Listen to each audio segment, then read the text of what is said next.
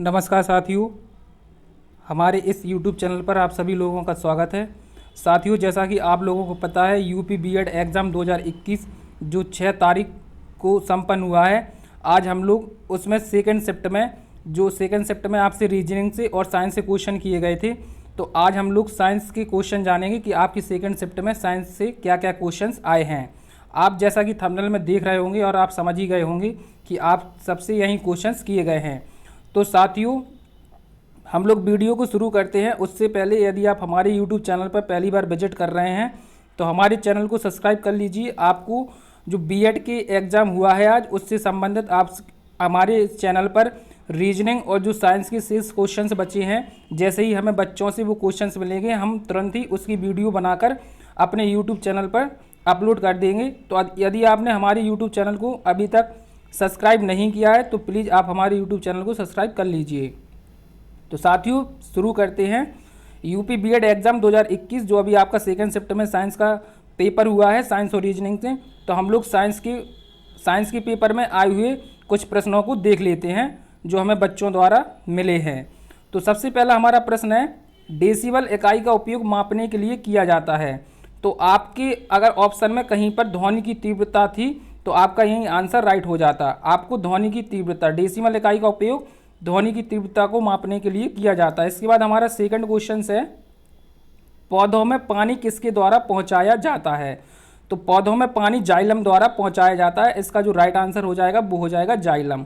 इसके बाद हमारा नेक्स्ट प्रश्न था, प्रकाश संश्लेषण के दौरान हरे पौधे अवशोषित करते हैं।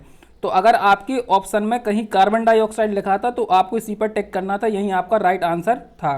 तो इसका जो राइट आंसर हो जाएगा वो हो जाएगा कार्बन डाइऑक्साइड। इसके बाद हमारा नेक्स्ट प्रश्न था, सौर ऊर्जा को बिजली में बदलने के लिए उपयोग किया जाता है। तो सौर ऊर्जा को जब बिजली में कन्वर्ट करते हैं तो उसमें सोलर सेल या फोटोवोल्टिक सेल, जो भी ऑप्शन में था आपको वहीं उसी पर टिक करके आना था, आपका यही राइट आंसर हो जाता। इसके बाद हमारा नेक्स्ट प्रश्न था, कौन H2O2 का उपयोग नहीं है। H2O2 का मतलब है हाइड्रोजन परऑक्साइड। तो अगर आपके ऑप्शन में कहीं पर सिरप था तो आपका यही राइट आंसर था, इसका राइट आंसर सिरप था।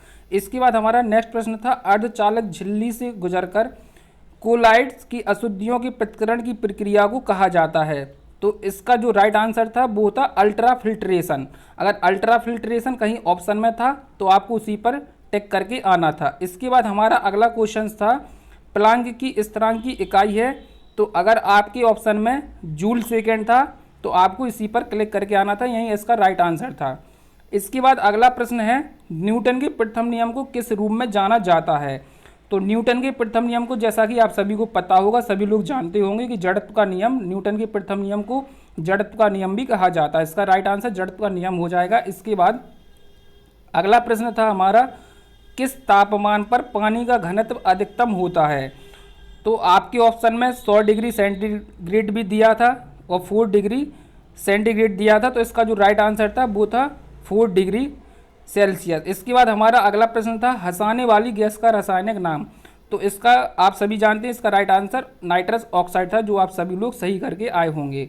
इसके बाद हमारा अगला प्रश्न था, मोती मुख्य रूप से बना होता है। तो मोती जो मुख्य रूप से किससे बना होता है, तो वो बना होता है कैल्शियम कार्बोनेट से।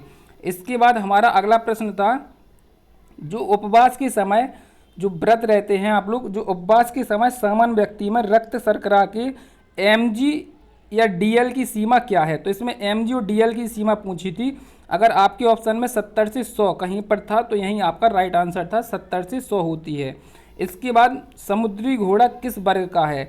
तो आपके सामने इसमें 4 ऑप्शंस दिए गए होंगे, मछलियाँ, मॉलस्का, सरीसृप, स्तनधारी। तो इसमें आपको जो समुद्री घोड़ा होता है वो मछलियाँ होता है। इसमें आपका जो राइट आंसर था वो मछलियाँ हो जाएगा।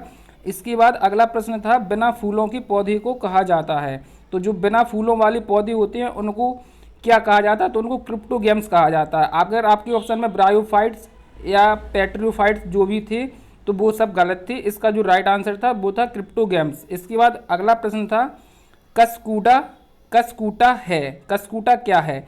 तो इसमें अगर आपके ऑप्शन में कहीं पर आंशिक स्टेम परजीवी था तो यही आपका राइट आंसर था। इसका जो राइट आंसर हो जाएगा वो हो जाएगा आंशिक स्टेम परजीवी। इसके बाद सिंपल सा क्वेश्चन आया था, जीव विज्ञान के पिता किसे कहा जाता है, तो इन्हें अरस्तु को कहा जाता है।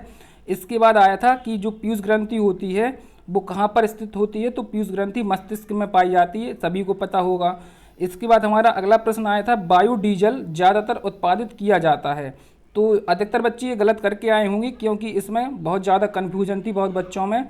तो इसका जो राइट आंसर था वो था एफोरबिएसी द्वारा, जो एफोरबिएसी पौधे होते हैं उनसे बायोडीजल उत्पादित किया जाता है। इसके बाद हमारा नेक्स्ट प्रश्न था, निम्नलिखित में कौन रक्त के संचलन में मदद करता है, तो कहीं ऑप्शन में आपके एरिथ्रोसाइट्स था, तो यही आपका राइट आंसर था। अगर ब्लड प्लेटलेट्स या आपके लिम्फोसाइट्स या जो भी दिए गए थे ऑप्शन में वो सब गलत थे, आपके अगर ऑप्शन में एरिथ्रोसाइट्स था तो यही आपका ऑप्शन राइट था। इसके बाद हमारा अगला प्रश्न था, इंद्रधनुष गठन का कारण है, तो अगर ऑप्शन में कहीं पर अपवर्तन या प्रकीर्णन था तो यही आपका राइट आंसर हो जाएगा। इसके बाद हमारा अगला प्रश्न है, एक पशु कोशिका से प्लांट सेल्स में क्या अंतर होता है, मतलब एक जो एनिमल सेल्स होती है और प्लांट सेल्स होती है उसमें क्या अंतर होता है, तो अगर आपके ऑप्शन में जो क्लोरोप्लास्ट और सेल की दीवार कहीं पर ऑप्शन था तो यही आपका राइट ऑप्शन हो जाता, तो इसका जो आंसर हो जाता वो हो जाता क्लोरोप्लास्ट सेल की दीवार।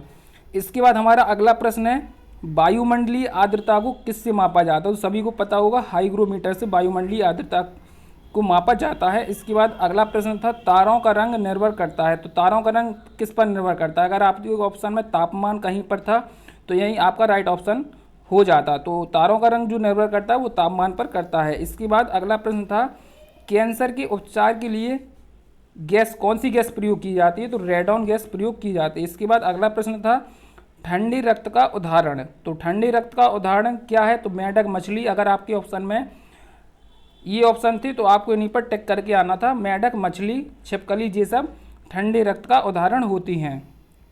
इसके बाद अगला प्रश्न था, सिंपल प्रश्न था, वायरस किससे बने होते हैं, तो वायरस प्रोटीन और लिपिड से बने होते हैं। तो साथियों ये आपका बीएड का एग्ज़ाम जो अभी 6 तारीख को हुआ था, तो इसमें आपकी जो सेकेंड शिफ्ट में जो क्वेश्चंस किए गए थे साइंस वर्ग से, तो आप हमें बच्चों द्वारा जितने भी क्वेश्चंस मिल पाए हैं वो मैंने इस पर वीडियो बनाई है, और आप इस वीडियो के नीचे कमेंट कर सकते हैं, जो भी एक्स्ट्रा क्वेश्चन और आए हैं तो हम उस पर भी वीडियो नई बना देंगे। तो साथियों जितने भी क्वेश्चंस अभी शेष रह गए हैं, अभी फ़िलहाल में हमें 26 क्वेश्चंस मिल पाए हैं, जितने भी क्वेश्चंस शेष रह गए हैं उसकी वीडियो जल्दी अपलोड कर दी जाएगी। यदि आप हमारे यूट्यूब चैनल पर पहली बार विजिट कर रहे हैं तो आप हमारे चैनल को सब्सक्राइब कर लीजिए। आपको रीजनिंग से जो भी क्वेश्चंस किए गए हैं आपको रीजनिंग की वीडियो जल्दी अपलोड कर दी जाएगी। Thank you.